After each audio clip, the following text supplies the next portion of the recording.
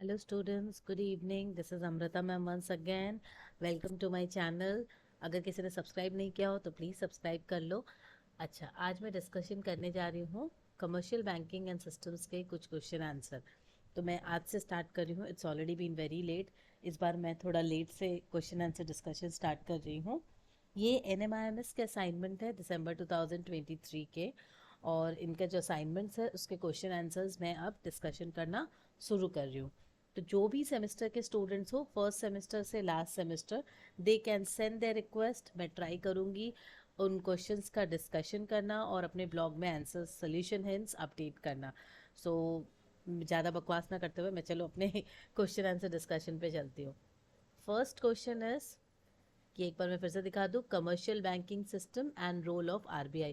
Third semester का paper है, MBA specialisation है finance, right. I am not going through the instruction and all, मैं सीधा आ जाती हूँ क्वेश्चन पे। क्वेश्चन क्या है?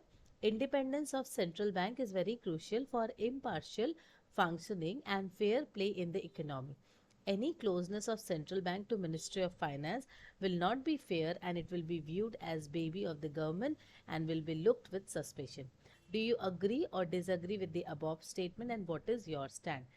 ये टोटली आपके स्टैंड, इस पे आपको लिखना है, मतलब what is your view point. यहाँ पर आप कहीं से भी कुछ आंसर के सिर्फ पॉइंट्स नहीं लिख सकते, इसको आपको इलेबोरेट एक्सप्लेनेशन देना है।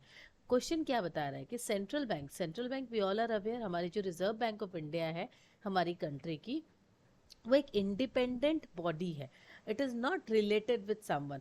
नो डाउट गवर्नमेंट जैसे फंक्शन करती है, गवर्नमेंट के फंक्शनिंग का इम्पैक्ट, या मिनिस्ट्री ऑफ फाइनेंस जो है वो किस तरीके से काम करती है, उनके जो डिफरेंट पॉलिसीज़ फॉर्मुलेशन है उसमें RBI का काफ़ी इंटरप्ले होता है। मतलब मैं नहीं कह सकती कि दोनों बिल्कुल अलग अलग हैं, उन में आपस में एक इंटरकनेक्शन रहता है। बिकॉज वी नो कि मिनिस्ट्री ऑफ फाइनेंस जो है वो पूरा ओवरऑल फाइनेंस को देखती है, और RBI is the epitome of the banking industry. तो वो दोनों बिल्कुल अलग नहीं हो सकते, they are interconnected. But RBI की अपनी एक इंडिपेंडेंट अथॉरिटी है। इंडिपेंडेंट अथॉरिटी किस किस सेक्शन में है, अब उसके बारे में पहले हम डिस्कशन करते हैं। ये जो सेक्शन है, ये आपके जो बुक है, बुक में पेज नंबर 26 में इसका सोल्यूशन डिस्कशन किया गया है। Fine, that is section is 2.3, the independence of central bank and the functions of central bank, that is reserve bank of India के बारे में यहाँ पर आपको इंडिपेंडेंस, उनका जो इंडिपेंडेंस स्ट्रक्चर है। देखो पहले आप एक बार ये स्ट्रक्चर जान लो। सेंट्रल जो हमारा बैंक है, central board consist of central board of directors, जहाँ पर गवर्नर है, डिप्टी गवर्नर है, इस तरीके से हमारा स्ट्रक्चर है। ये एक सेंट्रल बोर्ड का स्ट्रक्चर है। आपको उस सेक्शन से कोई मतलब नहीं है। आपको आंसर जब लिखना है, आपको इस सेक्शन को रीडिंग करनी है। एक बार नहीं, 2 बार 3 बार आप इसको रीडिंग करो जब आप आंसर लिखने बैठ रहे हो। The independence of central bank, now you need to study. RBI Act 1934 and the Banking Regulation Act 1949 gives RBI the necessary operational independence in pursuance of their function. तो RBI एक्ट ने RBI को, और जो banking regulation act है 1949, ये दोनों ने पूरी अथॉरिटी दी है RBI को कि वो अपने ऑपरेशंस को इंडिपेंडेंटली काम करे without interference of any other body, right. मैं लेकिन बार बार ये बता रही हूँ कि RBI जितना भी अपने से काम करे, थोड़ा ना थोड़ा इंटरकनेक्शन, थोड़ा नहीं बहुत ज़्यादा ही इंटरकनेक्शन मिनिस्ट्री ऑफ फाइनेंस के संग हमेशा रहेगी। So there is always a connection between the RBI and ministry of finance, it cannot. तो आपको इसके बारे में थोड़ा सा लिखना, व्हाट आई सजेस्ट, ये मेरी सजेशन है कि जब आप लिख रहे हो आंसर को, जब आप फ्रेम कर रहे हो, तो पहले RBI के बारे में आप इंट्रोडक्शन लिखो, मिनिस्ट्री ऑफ फाइनेंस के बारे में एक इंट्रोडक्शन थोड़ा सा लिखो इंट्रोडक्शन पार्ट में। Then you also discuss the RBI and ministry of finance का इंटरकनेक्शन, वो भी आप इंट्रोडक्शन पार्ट में ऐड करो।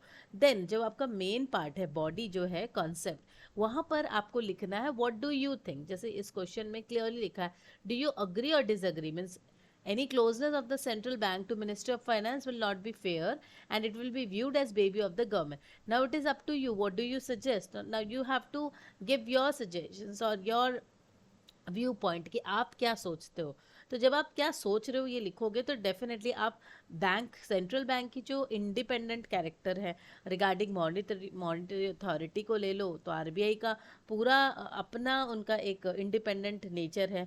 पूरी पूरी मॉनिटरी अथॉरिटी उनकी है। इकोनॉमी में प्राइस को स्टेबल करना, इकोनॉमिक ग्रोथ, ये सारा चीज़ आरबीआई को ही देखना होता है, क्योंकि they only prepare the monetary policy and control the inflation and the economic flow.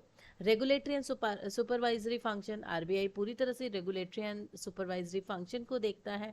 Management of foreign exchange, issuer of currency, development और प्रमोशनल फंक्शन, ये सारे तुम्हारे आरबीआई के फंक्शंस हैं। रिलेटेड फंक्शंस हैं, सुपरवाइजरी फंक्शंस हैं, राइट। ये सारे फंक्शंस हैं। तो अब इन सारे फंक्शंस में देखो, ये मेरा व्यू पॉइंट है जो मैं डिस्कशन कर रही हूँ। ये सारा मेन फंक्शन है सेंट्रल बैंक का, जो कि वो इंडिपेंडेंट अथॉरिटी के संग करती है। उनकी मॉनिटरी अथॉरिटी ले लो, regulatory authority, supervisory, foreign exchange बोलो, करेंसी नोट्स के बारे में बोलो, ये उनका इंडिपेंडेंट अथॉरिटी है। अब इसमें अगर वो इंडिपेंडेंट नेचर ना हो और मिनिस्ट्री ऑफ फाइनेंस का बहुत ज़्यादा इन्फ्यूजन आ जाए यहाँ पर, तो क्या होगी, प्रॉब्लम क्या हो सकती है?